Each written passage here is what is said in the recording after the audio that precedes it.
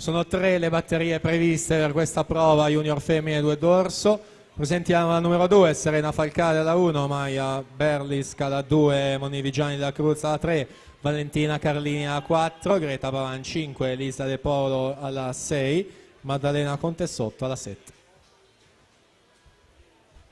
Elena Pravato, Nord-Est H2O, 1.6.33 il suo passaggio ai 100 metri, secondi 50, 33.79.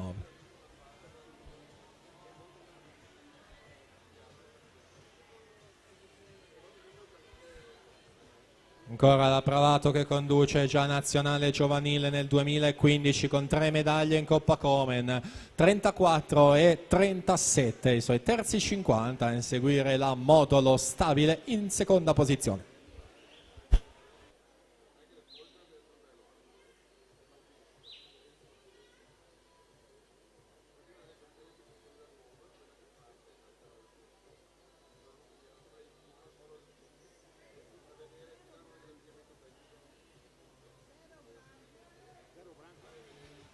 Ultime bracciate per Elena Pravato che va alla vittoria di questa prova, questa prima batteria con 2.15 e 72.